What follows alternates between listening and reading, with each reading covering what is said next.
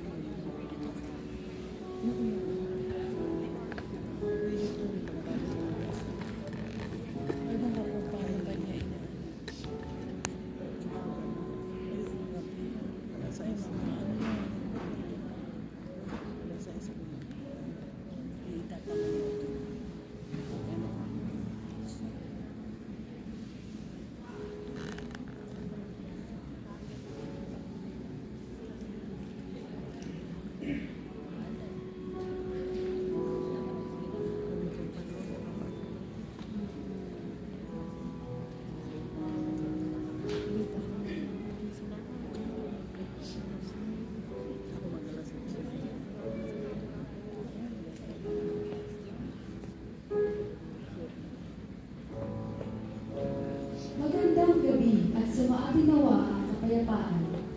Maligayang pagdating sa simbahan ng banal na puso ni Jesus at kalisnis ng puso ni Maria, Tansy Catholic Church. Sinasamahan natin ngayon si Zacarias sa pagdating niya, sa pagbati niya sa pagdating ng Panginoon. Ang Panginoon ang araw ng pagsibol na maghahatid ng liwanag sa sangkatauhang nasakluban ng kasamaan at kamatayan. Ngayong nababanaagan na natin ang mga unang sikat ng bukang liwayway, tunay na ganap ang ating pagdiriwang sapagkat paririto na ang kaligtasan natin. Please all rise and let us join the choir singing the entrance song.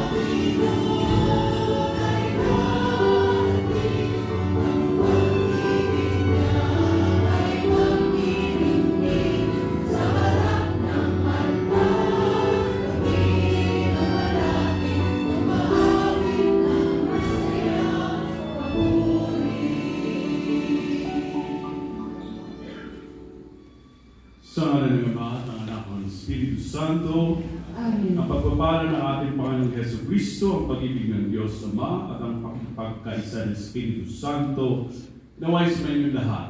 At sumayin rin. Magandang gabi po sa inyong lahat. Happy po ba kayo? Nung kumanda kami, nawala yung happiness. Yun po, ngayon po tayo nasa last day na po, no?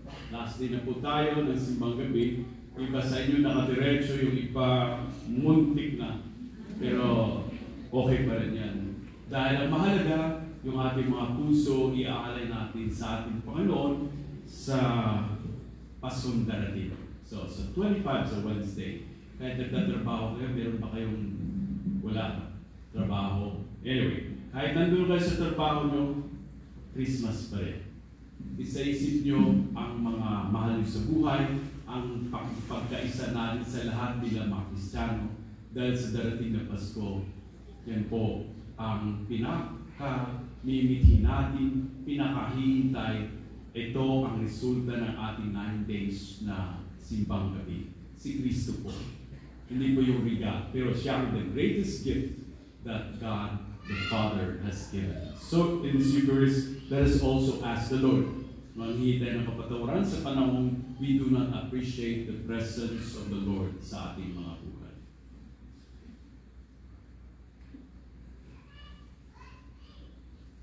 Panginoon, kami nagkasala sa iyo. Panginoon, kaawaan mo kami.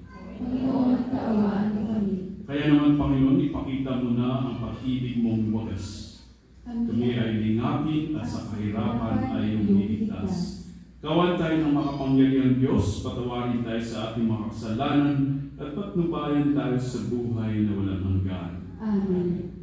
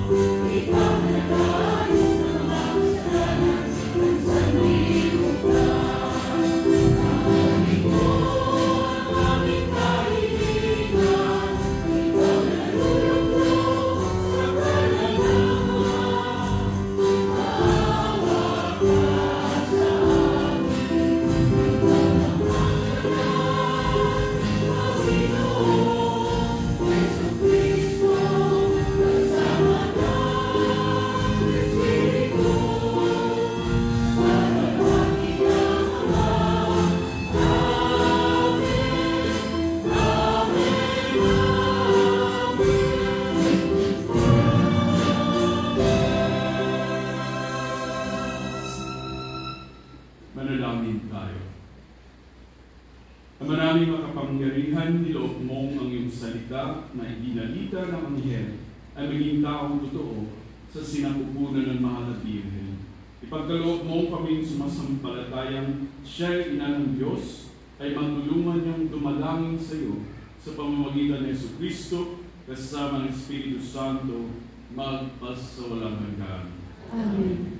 Please be seated for the liturgy of the word. Sinabi ng Diyos na siya ang magtatayo ng tahanan para kay David na nangangahulugan ng walang hanggang paghahari ng Diyos. Ang unang pagbasa. Pagbasa mula sa ikalawang aklat ni Samuel. Si David ay panatag ng nakatira sa kanyang bahay. Sa tulong ng Panginoon, hindi na siya ginambala ng kanyang mga kaaway. Tinawag niya si Natan at sinabi, "Nakikita mong nakatira ako sa tahanang sedro, ngunit ang kaba ng tipan ay tolda lamang." Sumagot si Natan, "Isagawa mo iyong iniisip, sapagkat ang Panginoon ay sumasayo." Ngunit ng gabing iyo'y sinabi ng Panginoon kay Natan, "Ganito ang sabihin mo kay David, ipagtatayo ko ba ako ng tahanan? Inalis kita sa pagpapastol ng tupa upang gawing pinuno ng bayang Israel. Kasama mo ako saan mang dako, at lahat mong kaaway ay aking nilipol. Gagawin kong dakila ang iyong pangalan, tulad ng mga dakilang tao sa daigdig. Bibigyan ko ang Israel ng kanyang lupa at doon ko patitirahin. Wala nang gagambala sa kanila roon. Wala nang aalipin sa kanila tulad noong una. Buhat na maglagay ako ng hukom nila. Magiging payapa ka, sapagkat wala nang gagambala sa iyo. Bukod dito, akong Panginoon ay nagsasabi sa iyo. Patatatagin ko ang iyong sampahayan. Pagkamatay mo, isa sa iyong mga anak ang ipapalit ko sa iyo. Patatatagin ko ang kanyang kaharian. Kikilalanin ko siyang anak at ako naman magiging ama niya. Magiging matatag ang iyong sambahayan. Ang iyong kahari ay hindi mawawaglit sa aking paningin at mananatili ang iyong trono. Ang salita ng Diyos.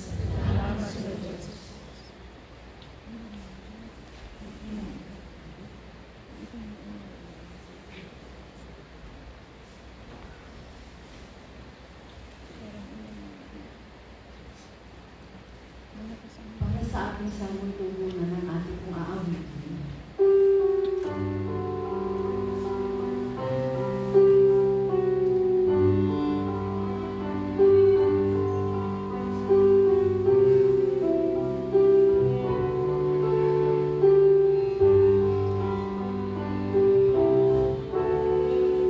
Pag-ibig mo,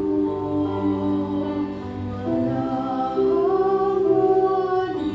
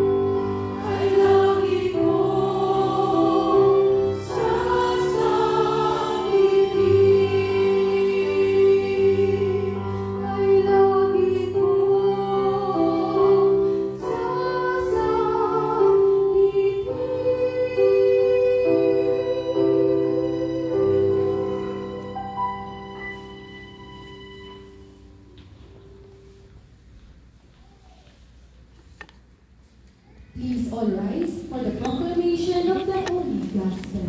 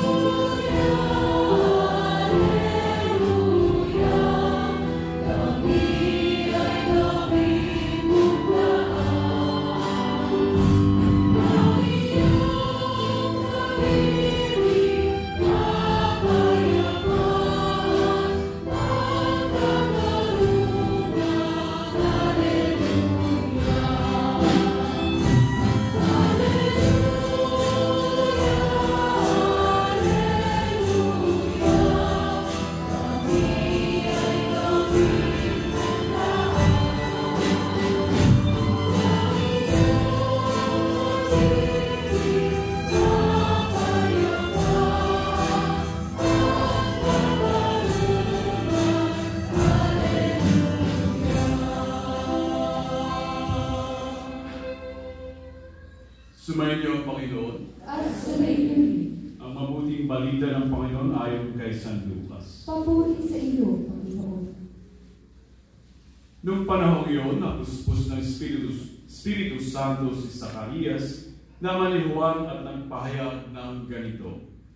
Purihin ang Panginoong Diyos ng Israel, sapagkat nilingap niya at pinalaya ang kanyang bayan at nagpadala siya sa atin ng isang makapangyarihang tagapagligtas mula sa lipi ni David na kanyang lingkod. Ipinangako niya sa pamamagitan ng kanyang mga banal na propeta noong una na ililigtas niya tayo sa ating mga kaaway at sa kamay ng lahat ng nabobuot sa atin. Ipinangako rin niya na kahahabagan ang ating mga magulang at alalahanin ang kanyang banal na tipan. Yan ang sumpang binitiwan niya sa ating amang si Abraham, na ililigtas tayo sa ating mga kaaway upang walang takot na makasamba sa Kanya at maging banal at matuwid sa Kanyang paningin habang tayo nabubuhay. Ikaw naman, anak, ay tatawaging propeta ng kataas-taasan sapagkat mauuna ka sa Panginoon upang ihanda ang Kanyang madaraanan at ituro sa kanyang bayan ang landas ng kaligtasan, ang kapatawaran ng kanilang mga kasalanan. Sapagkat lubhang mahabagin ang ating Diyos, magbubukang liwayway sa atin ang araw ng kaligtasan upang magbigay liwanag sa mga nasa kadiliman at nasa lihim ng kamatayan at patnubayan tayo tungo sa daan ng kapayapaan. Mga kapatid, ang mabuting balita ng Panginoon. Pinupuri ka namin, Panginoon Jesucristo. Please be seated for the homily.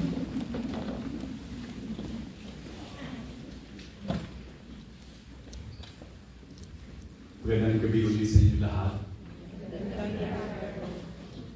At nasa last day na po tayo, sabi ko nga kanina, last day na po tayo, may mga naka 9 days. Sino pong naka 9 days dito? Yung mga 8 days lang. 8 days. Walang 8 days. 7 days. 5 days na lang. 4 days. Walang kayo. 2 days. Talagang karamihan sa inyo ngayon lang. Anyway. Okay lang po. At least, nandito po kayo. Ang mahalaga, nandito kayo. Nakipagkaisa sa ating lahat. Dahil sa ating maraming simbang gabi, yung iba, simbang umaga, tawag ko nga nung nasa Maynila pa ako, Paris Priest.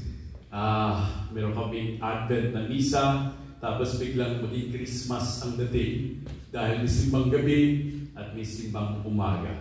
Anyway, ang mahalaga po, tayo ay naririto, iaalay natin ang ating mga puso sa pagdating ng ating Panginoon. Kaya tingnan niyo po, yung manger, wala pa po si Jesus, ano? Doon po sa mas, doon sa kabila, wala pa rin. Dahil naghihintay siyang isilang sa ating mga puso. Okay? So, anyway. Ngayon po, ang ano natin, sa mga nagdaang mga linggo, mga araw po, masyadong madrama po ang pagsilang ng ating Panginoon.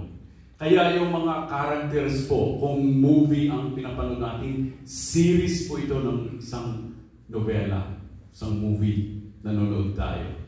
Kung nasundan niyo po yung first simbang gabi hanggang ngayon po, ito po ang pinakalas. Dahil ito po ang araw ni Zacarias.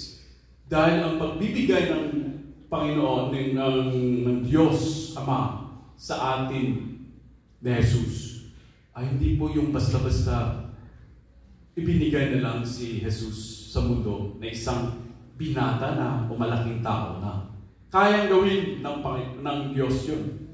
Pero bakit pa pinadaan niya sa sinapupunan ng babae? Di sa lalaki, sa babae. Dahil din nagbubuntis ang lalaki.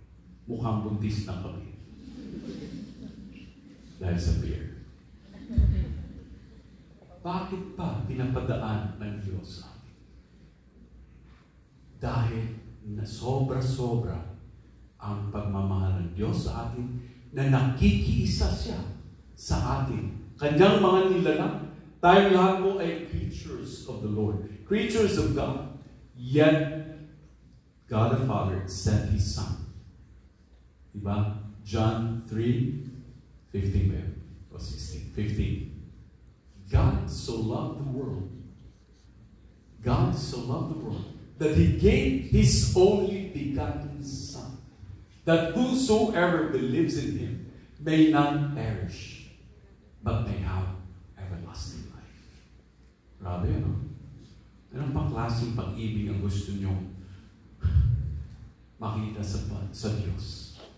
Ganyan po kalalim. Pinadaan niya ang kanyang anak sa pagiging tao. Dahil gusto rin maranasan ni Jesus ang ating sitwasyon. Kaya nung isinilang siya, hindi po peaceful night, hindi po silent night actually. Dahil ang mga Hudyo ay nasa sakop ng mga Romano. They are under a foreign power. Hindi sila free. So ganito po ang sitwasyon. Kaya meron po tayong Advent season. Ang panahon ng Adviento ay panahon ng pag-asa. Because the Jews waited for this Messiah to come. They did not lose hope. That's why next year, ano yung tema yung next year? Pilgrims of Hope. Dahil lahat po tayo ay dapat tayo ay mga pilgrims of hope. Hindi po pilgrims ng bad news, kundi good news. Dahil kung hindi nakikita sa ating buhay, ang buhay ni Kristo ay wala pong saysay. Ang ating pagsisimba, walang saysay po ang ating 9 days novena at linggo-linggo nating pagsisimba. Pero, kahit ganun pa man, mahal pa rin tayo ng Diyos. Dahil He never gave up on us. Hindi tayo iniiwan ng Diyos. Tayo, iniiwan pa tayo ng boyfriend, girlfriend, di ba? Iniiwan tayo ng asawa. Pero the Lord never abandons us. He even came for us. Pag nawala tayo, hinahanap pa tayo. Ganyan po kalaki ang pag-ibig ng Diyos sa atin. Kaya, madrama po ang pagdating ng ating Panginoong Jesucristo. He started as a baby hanggang lumaki. Kaya, tinitesting yung mga taong bibigyan ng pinakamalaki, pinakamahalagang regalo sa lahat, si Kristo. Jesus was wrapped in the womb of our Blessed Mother. She was the greatest wrapper package. Kaya dito natin makikita kung sinabi ni Maria sa Anghel Gabriel, sorry na lang, maghanap na lang kayo ng ibang babae. Hindi po ako pwede. Bakit? Dahil sa panahon ni Maria, kapag ang isang babae ay buntis at hindi pa siya kasal, kahit may boyfriend na siya, she will be stoned to death. By stone. Stoned to death. Pero mo, kung batuhin ka mga 3 bato lang, di ba? Sakit na yun. Pero stoned to death. Ganyan po ang sentensya ng babaeng buntis. Kung ganun pa rin ang batas ngayon, baka marami ang namatay. No? Marami ang namatay. Pero nandito ang simbahan. Kaya si Jesucristo mismo, siya ay bunga ng madramang buhay. Madramang buhay din ng ating mahal na Birhen. Madrama rin ang buhay ng ating Panginoon. At ngayong araw na ito, si Zacarias, tinesting din na mabuntis ang kanyang asawa. Pero si Maria, bata pa teenager siya kaya no problem. Si Zacarias, sabi niya sa anghel, sabi nga niya, ako ay matanda na. Asawa ko rin matanda na. Pero mo, kung may lola kang 60 years old na buntis, milagro, di ba? Pero bang 60 years old na bubuntis pa? O kayong mga babae. Pag wala ng mens, wala na. Hindi po close for renovation. Walang-wala na po. Dahil dry na. Kaya close forever na yun. Kaya thanks be to God, hindi na rin bibili ng mga yung wingless. Hindi na bibili, hindi na magastos. Pero anyway, going back to our reason why we are here, the Lord Himself,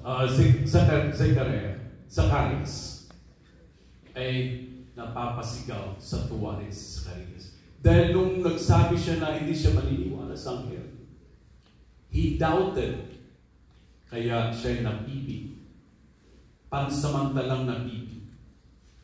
Kaya nung tinanong siya kung ano ang papangalan ng kanyang anak, dahil dapat Zacarias Jr. ang kanyang anak, sabi niya, Juan ang kanyang pangalan. Doon, bumukas ang bibig niya at nakapagsalita siya at naibulalas niya ang canticle na ito, which is called the Benedictus. See, Benedict. It's a blessing. So, he blurted a blessing. Nagpasalamat siya sa Diyos. At ito nga, basahin nyo na lang pag-uwi nyo. It's a thanksgiving like Mary's Magnificat. Kaparehas ng Magnificat ni Mary. Pero iba rin yung tema, pero it's also a thanksgiving. But for Zacarias,